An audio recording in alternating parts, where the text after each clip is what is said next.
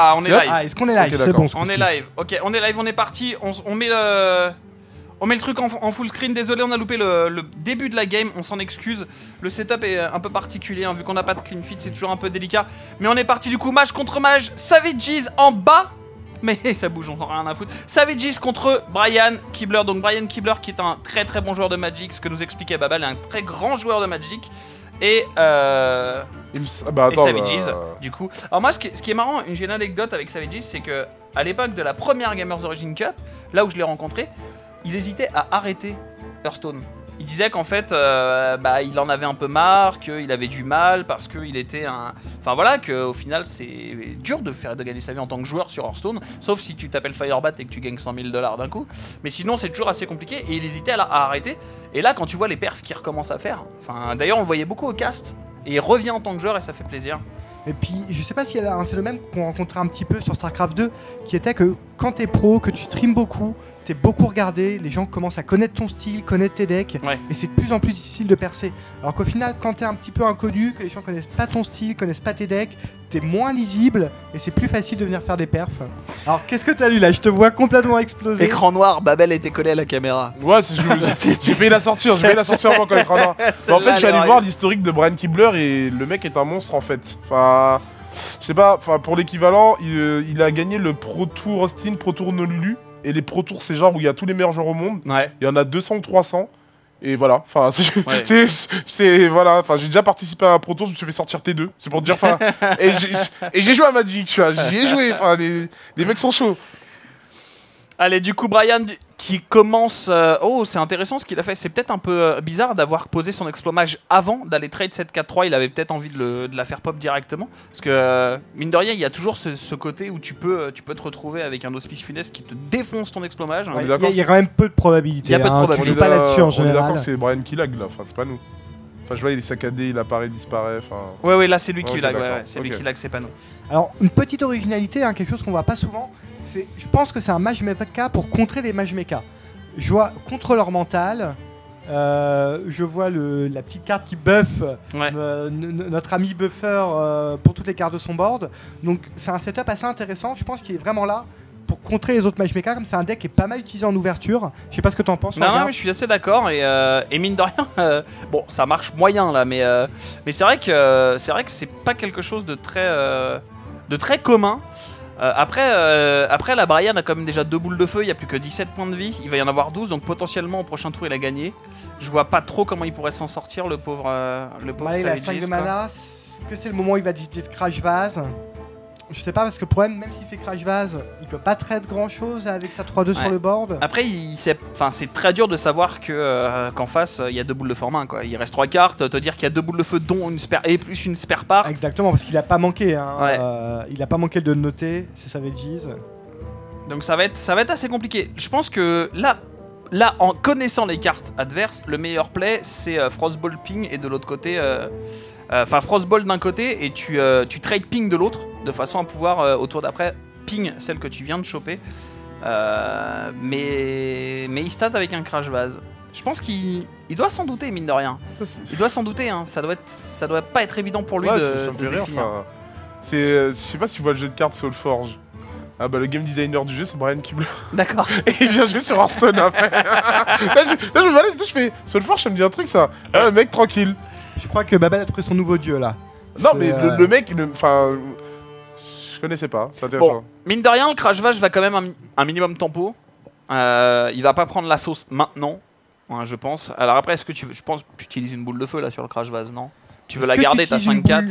Ouais, vaut mieux garder du board. Le board c'est plus fort que tes sorts quoi qu'il arrive. Vaut mieux garder une bonne présence, surtout qu'en général, je pense qu'il tourne pas autour d'un choc de flamme, d'un blizzard qu'on voit pas en général dans ces decks là. Donc voilà, il a aucune occasion, alors aucune raison. Voilà, c'est le bon trade. Je sais pas pourquoi je le voyais ciblé avec sa 5-4. Je me posais un peu la question. Alors, est-ce qu'il se rajoute là, ici, un point de dégâts ou pas? Non, ok. Il a décidé plutôt de ping plutôt que de rajouter un point de dégâts sur sa 5-4. Pour la mana cœur, mais ouais, j'ai tendance à dire que plus tu mets de dégâts sur le board et mieux c'est en fait. Parce que le taunt, bah, tu peux le passer avec le ping et pas avec cette petite. Surtout ce que petit vu point sa de main et dégâts, son board, je pense qu'il compte pas aller jusqu'à Antonidas. Il a prévu de finir avant. J'ai prévu de finir vite, ouais. Mais là, il va falloir très très bien joué pour Savages. Là, il faut absolument que Savages, maintenant, comprennent qu'il faut qu'ils tuent cette 5-4 à tout prix. Et non pas claquer cette Frostball sur cette 4-3. Parce qu'en fait il a quand même perdu. Je dis ça mais en fait ça change rien. Puisque le ping le tue, en fait il a perdu déjà. Ah bah exactement, voilà. Et en fait il a déjà perdu. Donc c'est intéressant parce qu'au final, on voit que c'était un deck, hein, je pense, qui était fait pour contrer les autres matchs mecha. Et il le passe pas contre un match mecha. Donc je crois qu'il va avoir du mal à le valider celui-là. Hein. Il risque d'être un peu compliqué. Alors si ça lag les loulous, c'est pas nous en fait. Ce que vous voyez laguer, c'est surtout la tête de Brian. Mais nous on n'a pas de drop de notre côté. Donc si vous avez des drops sur notre stream, tentez de refresh la page tout simplement. Et là, là c'est terminé. Hein. Là Fireball, Frostball, et je te pouf. Et je te pouf, comme on dit. Et 1-0. 1-0 pour Brian. Ouais, l'avantage de cette victoire, c'est qu'il y en a un qui a validé son match, donc ça fait un match de moins à voir, parce qu'on a quand même vu beaucoup là depuis tout à l'heure, hein, entre Life Coach, entre ce match-là. Dans toutes les formations, il y en a un. Dans toutes les formations, il y a un comment ça s'appelle, un match mecha qui pop quelque part, quoi. Ça reste très très fort. Mais est-ce qu'il y a un hard counter au match mecha? Parce qu'en deck d'ouverture... Moi je dirais Rogue, un Rogue c'est bon contre match mecha. C'est bon, bien, mais c'est pas un hard counter, mais exactement. ça tient bien, quoi. Qu'est-ce que t'en penses, Babel? Je réfléchissais. Ah, vous avez vu ce contrôle, et le mec direct il sort de sa torpeur, il fait là. J'étais présent. Non, en fait, j'y réfléchissais, je me disais que Rogue, si t'as ton déluge et ton poison, on va dire T3, T4, tu peux opposer une résistance. Après, c'est très dur s'il a un Spider Tank, un Yeti, ça dépend de sa liste. Mais j'aime bien vraiment Druid. Druid, si t'open avec une colère et un gardien du bosquet, tu peux commencer à faire 2-3 choses en fait. Ramp c'est un très bon, je trouve, c'est un très bon contre. Il passe pas le lancer de la guerre. Hein. Voilà, en fait le truc c'est que Ramp, il suffit que t'aies une inerve et ça passe. T'as les deux colères, le balayage peut-être pas des masses, mais d'ailleurs Druid, hein, voilà, c'est pour moi, je pense que Druid est un des meilleurs de counter parce que voilà, avec colère, avec et là balayage... c'est bien joué, hein. C'est bien joué de la part de Brian. Il se dit bon ok j'ai battu, moi mon mage mecha est sorti, il va probablement garder le sien, on va le counter avec Druid. Et je vais reprendre des paris. Et ça passe bien, ouais, ça passe bien. Mais c'est vrai que le ramp, au final, tu poses ton premier taunt, qui est en général le Senjin, quand t'es en full taunt, tu poses ton premier taunt, faut qu'il le passe, t'en poses un deuxième, t'en poses un troisième, t'en poses un quatrième, t'as les balayages, les colères qui te permettent de tenir vite. Si t'as une innervation, tu peux poser un très gros taunt dès le départ, et ça pour le passer... Alors moi le problème c'est que je suis un peu plus sceptique dans le sens où si t'as pas l'innervation c'est très compliqué. Ton premier taunt t'arrives tour 4. Le match mecha, ouais, mais t'as des colères quand même. 4, hein. T'as des colères. Ouais, mais t'as la shade. La shade est très bon contre effectivement, l'aggro. tout dépend de la main, mais en rampe. Ouais, maintenant les rampes mettent des shades. Après, tu peux pas jouer et la rampe et ouais, tu peux pas tout jouer. Si, t'as un deck de 70 cartes. Exactement. Non, rampe, je trouve que c'est pas mal. Y a pas de hard counter L, c'est pour ça que tout le monde le joue et que c'est très fort. Mais rampe, je pense que c'est pas mal. Et Paladin, c'est au final, je trouve que c'est assez safe. Mine de rien, Paladin ça te permet, t'as du heal, t'as du draw, t'as du board, t'as pas mal de choses qui peuvent contenir un petit peu. Voilà, donc, genre ça c'est une très bonne main. Ouais, donc là je vois Fazerdo qui dit il y a le Priest Tide qui est bon contre Mage Mech, mais est-ce que tu oses ouvrir en Priest avec tous les voleurs qui traînent aussi? C'est ça. C'est ça en fait, c'est que il y a peu de risques à ouvrir avec le Mage Mecha. Bien sûr que c'est contrable, bien sûr qu'il y a des decks qui peuvent le battre, c'est pas ça qu'on est en train de dire. On est juste en train de dire qu'en deck d'ouverture, c'est un choix qui est plutôt safe au final, qui est très polyvalent. Ouais, la Kezan qui a fait là, trop mal. Il a vraiment une très bonne main. Il a vraiment une très très bonne main. Quoi. Bah, surtout la Kezan contre un Mage Mecha. Ah là là là là là là là. Il y a un Mage Mecha qui a une entité miroir. la deuxième shade en plus. Oh, il est sale. Oh là là, il est très très sale. Oh là là. Et en plus, il a déjà son entité miroir en main. Et contre un druide ramp, enfin contre un druide de manière générale, bon là c'est pas un ramp, on sait pas encore, mais en général t'as envie de la jouer assez vite. Ah là ça va être... Non, là c'est combo.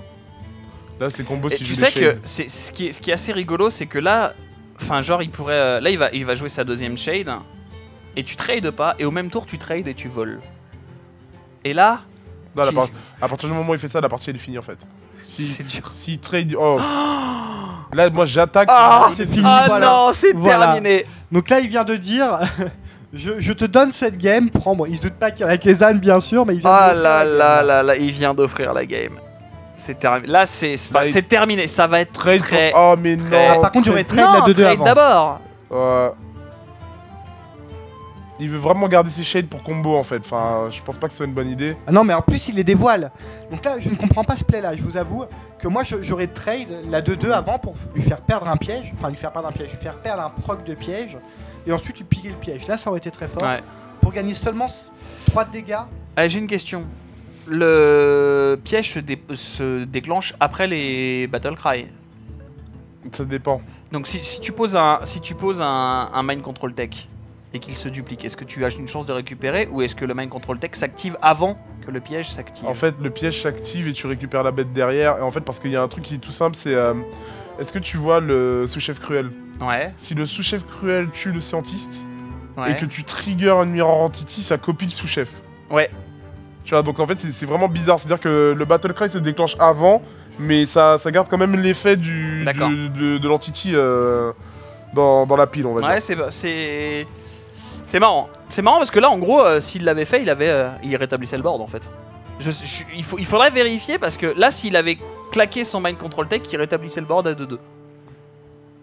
Et il avait potentiellement une grosse créature quoi. C'est ça, très je très lâcherais dur. Hein. ça, C'est très dur hein, pour Savages là. Bah, je vois pas comment il peut s'en sortir, hein, tout simplement. Là, il va être obligé de Frostbolt. Mais c'est chaud quoi. C'est genre. Mais en même temps, objectivement, enfin, on parle d'un mec qui joue à des jeux de cartes et des stratégies depuis plus de 20 ans, Ouais. qui a gagné une trentaine de tournois. Enfin, le mec ne fait pas d'erreur. Enfin, même, enfin, après, je considère que c'est dur parce que même moi, je joue à Magic et des fois, comme je disais, j'ai des mécanismes, donc je vais faire des choses qui n'ont aucun rapport avec Hearthstone. Mais genre, il est pas du même niveau. Enfin, lui, il est pas du même niveau. Le mec est au-dessus quoi. Le mec, en fait, sa vie, c'est pro player de jeux de cartes. Enfin, Bon, là après, sur cette partie-là, non plus, il n'y a pas eu. de Ouais, bon. move, enfin, il y a eu le match. Genre, c'est là, il fait ah bon, ah, ok. donc là, il a juste joué Ouais. les cartes qui venaient. hein. Ouais. Je pense que le Inerve, Shade, c'était assez évident. La chef son Je pense 3 que aussi, y a la le, Kézanne le tour move, 4. le move est arrivé sur le counter en fait, à mon avis. C'est ça. Voilà, c'est quand il a counter avec Druid, il s'est dit bon. Et surtout avec un druide avec une Kézanne dedans. Ça aussi, c'est le petit plus. On sait, en ladder, on voit des Kézanes qui arrivent dans les decks, mais oser mettre une Kézanne. Bah bizarrement, je pense qu'on a plus de raisons de jouer Kézanne en tournoi qu'en ladder parce que tu es absolument sûr de voir un match mecha. C'est-à-dire que c'est vraiment le seul endroit C'est où terminé. il n'y a pas de possibilité de ne pas en voir en fait. Et C'est terminé. Ouais. C'est terminé. Et non, counter spell et voilà. Allez tiens, c'est terminé. Rien du tout. Rien du tout. Je pensais que c'était un Mirror Entity encore. Non, mais en fait, si on regarde le deck. Le deck de Savages depuis tout à l'heure, on parle de Mage Mecha, c'est pas du tout un Mage Mecha. Non, Enfin, c'est pas du tout un match y a des mechas dedans, mais c'est pas du tout un Mage Mecha. en fait. Parce que là, non, là c'est bien joué parce qu'il va être obligé. Là, il va claquer voilà la Kézanne dedans. Il va probablement terminer par colère et il va tuer. Il va terminer avec le. Il va le mettre à 3 PV. Voilà, il va le mettre à. Non. Comment tu veux qu'il le mette à 3 Ah, PV? il fait ça, il met la colère, il trade la 1-2 avec la Avec la 3-5, 3-5, ouais. et il met l'ombre. Ah oui, non, mais oui, d'accord, oui, il le met à 3 PV, oui, pardon, excuse-moi, oui. J'avais oublié que c'est une 7-7. Il le met à 3 PV. Et là, ça va être compliqué. Parce que là, il y a BGH, mais comment tu gères après, quoi? Comment tu gères après? Est-ce qu'il y a possibilité pour Savages de revenir alors qu'il est à 3 PV? Genre Non, la partie est finie. à portée d'un balayage, quoi. Enfin. À portée Ouais. du crash vase. Il a apporté d'un truc de la griffe, il a Ouais. apporté de. Bah, il y a tellement de BGH et choses. Frostbolt hein, pour le Crash Vase. Voilà.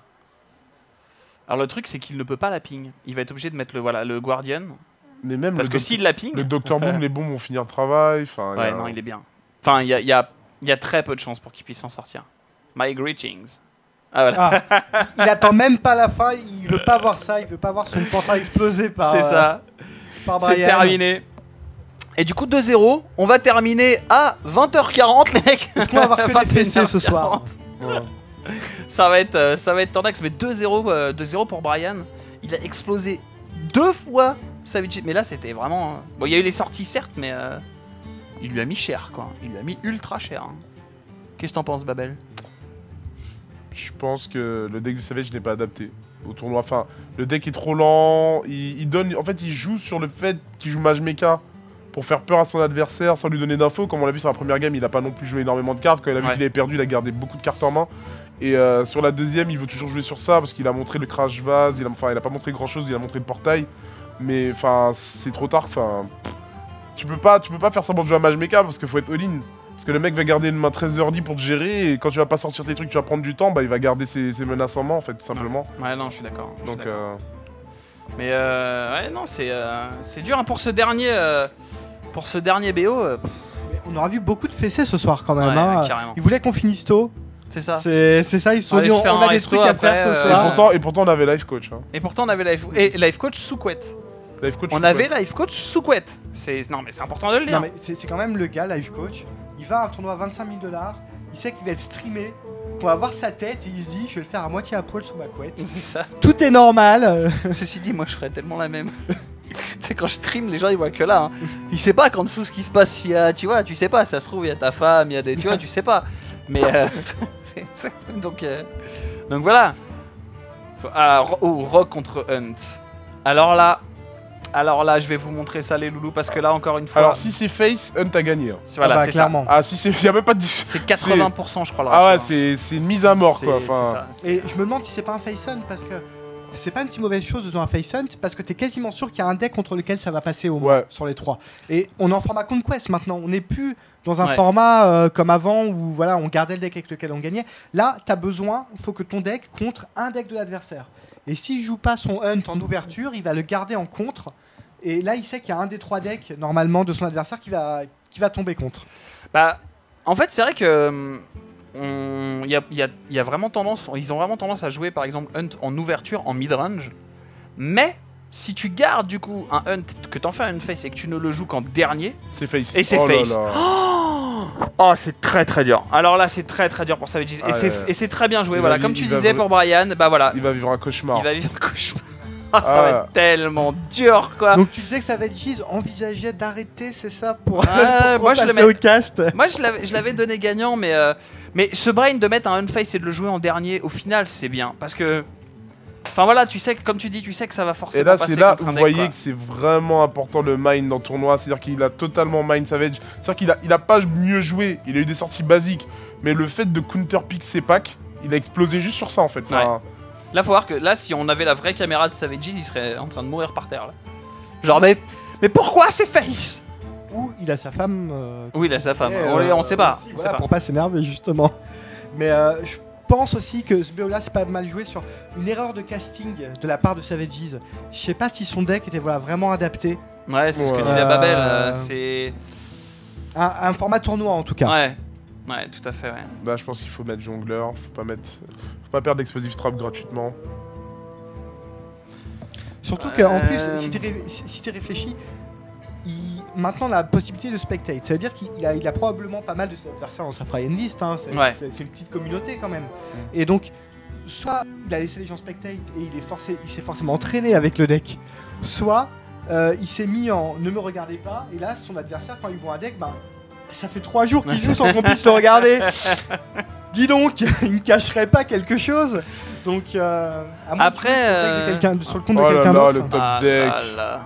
Ça, c'est dur, ça, c'est dur, ça, c'est dur. Ça fait mal. Ça c'est potentiellement le retour. Ouais. Il faut voir que la Violet Teacher c'est le contre de beaucoup de decks aggro, y compris Unfaced. Donc là c'est vraiment un très bon play pour Savages parce qu'il va pouvoir flouder le board. En plus derrière il a encore Eviscerate, il a un déluge de lame donc elle est pas terminée. Après il y a un truc qu'il faut voir aussi, c'est qu'en Unface, l'utilisation de ton passif, ça rend aucun de tes tours vides.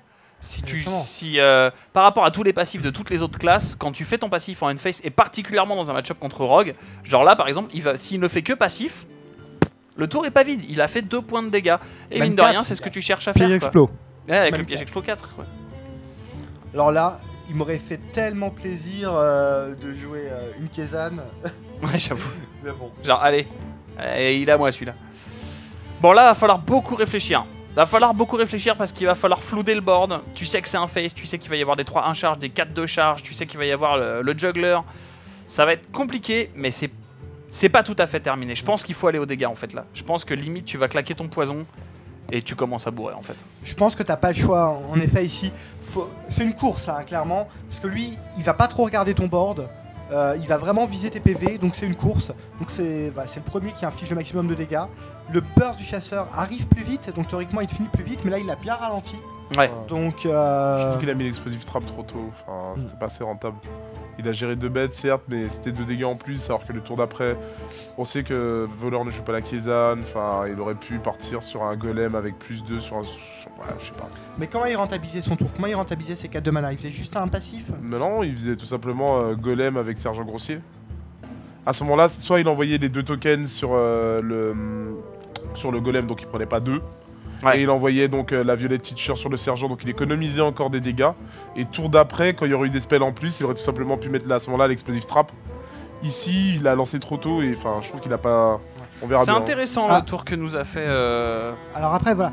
Je suis pas un grand joueur de chasseur aggro comme ça, mais j'ai tendance à penser que s'il y a un tour où tu peux rentabiliser ton pouvoir héroïque, il faut le faire. Il y a beaucoup de joueurs. Pour jouer Zekla, je pense qu'il faut jouer très tôt dans la partie, contrairement à mid-range. Dès que tu as l'occasion de mettre quelque chose qui gère à peu près le board, plus ce pouvoir héroïque, tu le fais. Ouais, mais pas en fait, c'est avec ce deck-là, pas au détriment de tes points de vie, parce qu'il y a des listes qui jouent soit un prophète, soit un healbot. Et en fait, le principe de juste commencer à faire passif T4 ou T3 gratuitement en prenant des dégâts, en disant tu fais la course, bah tu perds juste contre voleur, parce que voilà, là il pioche son healbot ou son prophète, il te meurt tempo, alors que tu aurais juste pu attendre pour trade le tour d'après, enfin... Je sais pas, après ça dépend.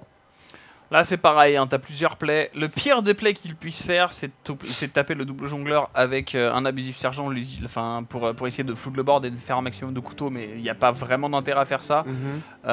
Tu peux knife juggler.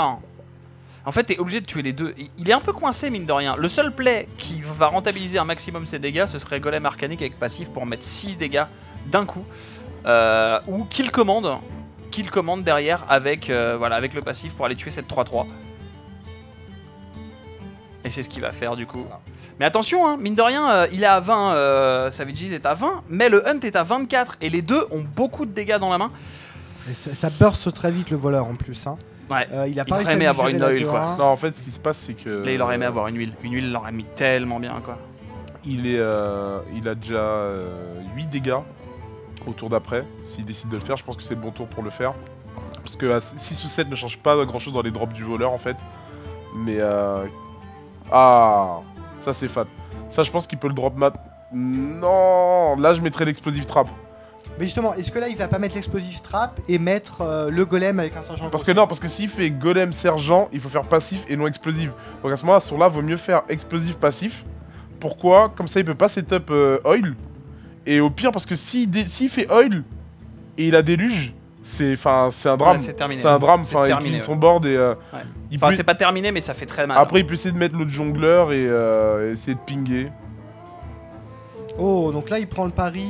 Donc, Ouais. oh, Là, il va même pas tenter le pied expo. Donc Ok. il espère vraiment que le couteau parte au bon endroit. Ouais, voilà. Après, attention, hein, 14. Si le couteau 14 part points de pas dans dégâts. les 2-1, Ah. il s'en sort bien. Là c'était un risque Ok, quand même. là, Hein. c'est un gros risque, hein, Il a franchement. pris un hein. sacré pari Enfin, là il lui quand a- même. Hein. il lui a mis quand même 7 points de dégâts.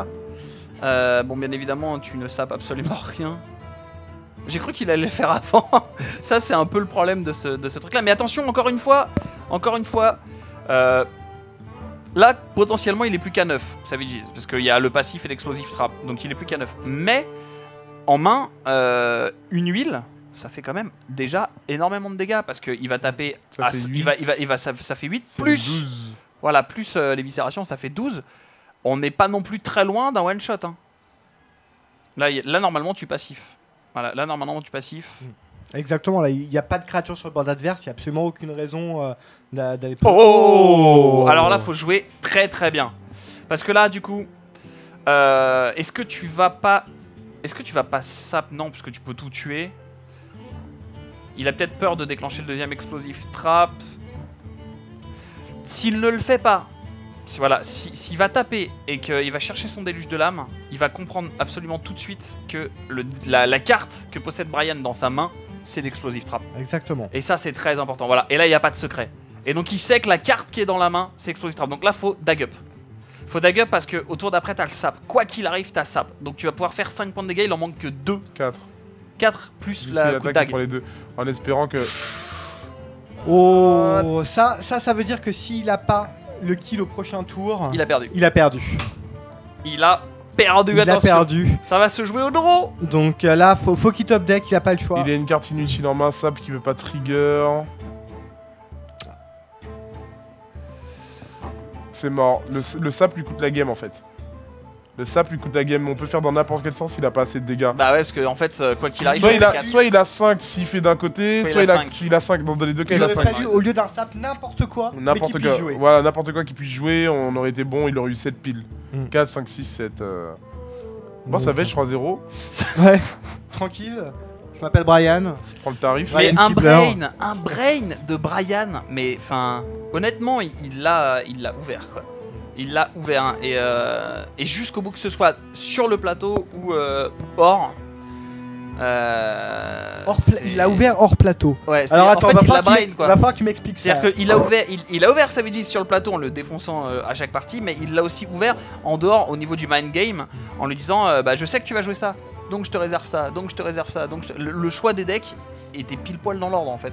Tu prends ton mage, j'ai pris mon mage, j'ai gagné la première, c'était pas du mind, j'ai ouvert avec le mage. Derrière, je sais que tu vas garder ton mage, je te tape un contre. Derrière, je sais que tu vas probablement avoir oil, je change, du coup je suis obligé hein, forcément. Et derrière, c'est le un qui sort et c'est un unface. De toute façon, le unface là dans cette. Ah mais je crois qu'en fait le stream a planté en fait. Je crois que le stream a planté, c'est pour ça que ça veut pas finir en fait. Ça veut pas finir. Ils ont pas vu la fin sur le chat. Ils ont pas vu la fin. C'est moche là, mon dieu. Voilà, c'est désolé. Voilà, c'est par là. La team des pouces rouges représente. On était tellement concentrés à raconter nos conneries qu'on s'est même pas aperçu qu'il se passait rien. Ah non, tu peux pas sap ta propre créature. Hélas. Malheureusement, sinon il avait gagné. Exactement. Sinon il avait gagné parce que S6-7, sap, S6-7, heavy, je tape, j'ai gagné, tout ça. Mais non, ça ne marche pas comme ça. Cette première journée de Kinguin sur Gaming TV, eh ben c'était quand même bien fat. C'était doux. C'était doux. C'était des grosses fessées quand même. C'était des grosses fessées, ouais. Des fessées douces, donc, mais des fessées. Mardi prochain, eh ben tu reviens, mais tu prends ta journée. Je vais voir mon chef, pas de problème. Tu prends tous tes mercredis après-midi, comme ça t'es là à 18h et tu castes avec nous. Écoute, ce sera avec grand plaisir, mais dans ce cas, je te laisse aller négocier avec lui. Mais y a pas de problème, on le paye. On va lui dire écoute, voilà, hein, c'est pas forcément toi qui décide. Normalement, c'est terminé. À moins qu'il y ait un match supplémentaire, on va quand même attendre, mais normalement c'est tout simplement terminé. J'essaie de lire le chat, voir s'il y a 2-3 questions là pour la fin, tout simplement, hein, parce qu'on va pas se quitter sans discuter un peu avec eux quand même. Oui. Si vous avez des questions, c'est vraiment le moment. Il y a pas de souci. Est-ce que d'ailleurs tu vas pas tenter toi chez Punchline tout ce qui est Gfinity, tout ce qui est tournoi un peu plus... Parce que je sais que les Punchlines sont en train de faire pas mal de tournois pour essayer de faire des points, de se qualifier, etc. Mais on voit très peu de joueurs français tenter les Gfinity qui au final quand t'es qualifié, bah t'as une chance de remporter 7 000 $ quand même. 7 000 $, ça met un peu de beurre dans les épinards quand t'as rien quoi à la fin du mois. Si, on a des joueurs qui tentent les Gfinity. Moi par exemple je tentais la dernière, j'ai eu des gros problèmes de connexion, je suis pas arrivé au bout. Il s'est fait défoncer en fait. Ça c'est genre, c'est comme quand je joue contre Babel, il me met 3-0, quand il me met 3-0 c'est que j'ai lagué, tu vois, j'avais pas ma souris, j'avais pas le tapis, tu vois. Ou alors sinon, tu vois quand tu perds un tournoi, non mais de toute façon je m'en foutais de ce tournoi, je suis venu... ouais, c'était pas important. Sérieux, moi, voilà. Non mais moi ce qui m'intéresse c'est les tournois du Meltdown, tu vois, c'est pour la hype, les verres gratuits, il y a toujours un truc. Donc on a une très bonne orga chez nous. On a Aylon en tant que manager qui fait un très bon taf, qui nous répertorie tous les tournois à points, à point WCS, tous les tournois importants. Après, ben voilà, on a certains joueurs qui sont dédiés complètement à Hearthstone, qui ont un gros emploi du temps Hearthstone et qui ont le temps de tous les faire. On a certains d'autres, comme moi par exemple, qui avons un travail à côté. Donc un quoi ? Un travail, ah oui, c'est ce mot-là qui te... j'ai pas... Donc parce que si on s'aperçoit, il y a beaucoup de tournois très importants, et notamment de qualifieurs qui se jouent en semaine, à partir de 18-19 h. Ouais, malheureusement, c'est très compliqué quand même. C'est vrai que c'est très compliqué. Il reste plus que les tournois du week-end, il y en a 2-3 seulement. Donc forcément, comme Hearthstone, on pourra dire ce qu'on veut, ça reste un jeu où pour l'instant il y a encore une grosse part de hasard. Qu'est-ce qui te permet de te faire un nom? C'est aussi la quantité. Il faut pouvoir en faire beaucoup pour avoir, même si t'es bon, avoir le tournoi où... tu vas être bon et en plus tu vas avoir le petit coup de... Soit la quantité, soit je sais pas ce que t'en penses, mais il y a une autre façon de se faire connaître sur Hearthstone, c'est une grosse perf. Souvent dans l'e-sport en fait, c'est souvent comme ça. Un joueur, et particulièrement même dans les jeux de cartes, d'ailleurs le poker fonctionne comme ça, si tu fais une grosse perf, t'es sponsorisé. Genre par exemple, si t'es qualifié au World Poker Tour et que tu finis, je crois que c'est dans le top 8, genre à la première place payée du World Poker Tour, t'as Poker machin qui va venir te voir, fait bon je te paye, c'est bon tu joues pour moi, tu fais de la pub. Mais après, c'est pas les mêmes gars hein, quand tu fais une 8ème place pour le Poker Tour. Non mais d'accord, mais et tu gagnes. par exemple quand tu arrives en phase finale de WCS sur Hearthstone, et ben d'un seul coup tu vois tes RS qui font wouhou, et puis t'as plein de gens qui viennent te demander plein de choses, et puis t'as plein de followers et plein de viewers qui viennent te suivre jusqu'au bout. Ouais. Quoi. Par exemple Babel, lui gagne très souvent les tournois du Meltdown, mais c'est des tournois de shot. Voilà, c'est-à-dire c'est le dernier à rester debout, il allonge tout le monde. Non, Après sur tournoi, Hearthstone on est... Non, en fait, sur Hearthstone, On est pas encore là. je les gagne presque tous, mais bon, après, je joue Dis plus pas, trop. tu dis Ouais, pas. je dis pas, enfin. Non, mais enfin, il n'y a pas de réel intérêt. Après, le niveau a augmenté. Il y a Clairement. quelques joueurs, bah, il y a Razaliel qui vient souvent, il y a Shmokov qui vient, qui est très fort, qui était monté top 100 Europe. Enfin, il y a pas mal. Le niveau a augmenté. C'est vrai qu'avant, bon, je jouais contre des rangs 10, des rangs 15. Donc voilà, mais là, le niveau augmente et tant mieux. C'est comme ça qu'on Ouais, apprend. C'est comme ça qu'on apprend, et puis c'est comme ça que... Enfin, Hearthstone, mine de rien, depuis la sortie du jeu, le niveau est quand même bien monté. Il y a beaucoup de gens qui s'y intéressent, des gens qui crachaient, entre guillemets, sur le jeu. Mais non, mais moi je fais du Magic, mais non, mais moi je fais ça. Puis hop, petit à petit, ils s'y mettent, et petit à petit, oh, mais en fait c'est intéressant. Et du coup, il y a des mécaniques qui apparaissent, les decks qui sont de plus en plus travaillés.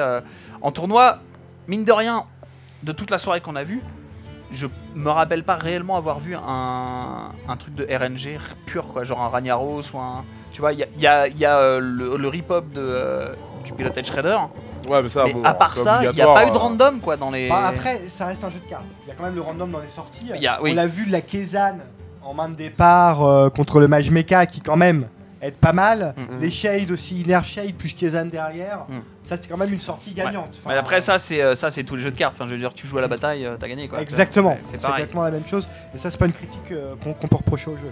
Après, voilà, mais c'est Shayer qui dit sauf que finir top 8 d'un tournoi majeur, c'est chaud. Mais faut pas croire. Enfin, finir top 8 d'un tournoi WCS Hearthstone, c'est pas facile, quoi. Enfin, je veux dire, à un moment donné, si Firebat il gagne plein de tournois et qu'il fait 300 000 ou 200 000 $ de gains en un an, c'est peut-être aussi parce qu'il y a quand même un petit côté skill derrière, quoi. Il gagnait. Mais attends, on va voir, parce que là il y a quand même pour lui, je crois que pour le premier, c'est 10 ou 10 000 $, je crois, pour le premier. Donc, mine de rien, c'est. Enfin, voilà, on va voir qui c'est qui va le pronostic remporter. sur qui gagne. Moi, personnellement, je trouve que Life Coach, il est dans une forme. Ah, Life Coach, mais Life Coach, il est fort de base, c'est mais un truc. enfin. il est dans une forme sous sa couette. Mais Il sur est le dans- jeu, c'est un lion, quoi. Enfin, il est super fort là. Il a sur rien passé. Il a aligné, voilà, on disait RDU.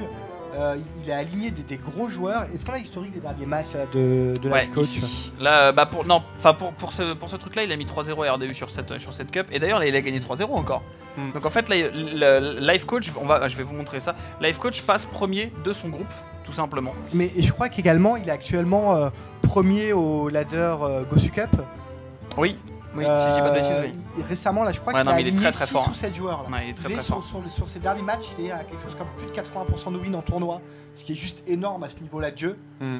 Et dans ses victimes, on a du Massan, on a du Hamas, on a du du RDU. Enfin, il est. Ouais, voilà. bon. Là, en base. gros, Oui. Ouais. Ok.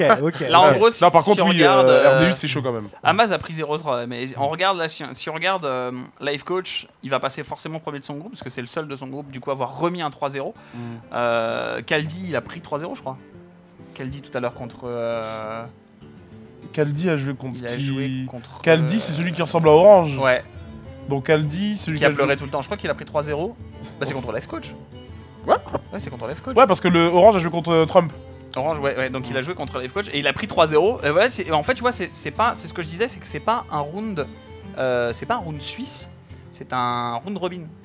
Et regarde, en fait, Life Coach a joué contre l'un des 3 premiers, donc Kaldi. Et du coup, Life Coach monte et Kaldi va descendre. Alors que Trump a joué contre Orange, qui était dans son groupe, etc. etc., etc. Et ça se gère comme ça, comme le système des Gamers Origin Cup. Et ça te permet réellement de savoir qui c'est qui va rester dans le... En fait, c'est le même système que les... Pour comprendre un peu facilement, on a tous fait du lycée, on a tous été au lycée, on a tous fait des tables montantes, tables descendantes au ping-pong. Oui. Et ben c'est le même système. Si tu gagnes, tu montes d'une table, si tu perds, tu descends d'une table. Et là, il y a une remarque de Chayour en fait. Chayour qui disait que depuis la sortie d'Hearthstone, alors je vois pas d'ici, sur Android, le niveau a monté, des fois en ladder, au début du mois il bloque en 13. En fait, moi ça m'est arrivé je suis resté bloqué rang 9, rang 10.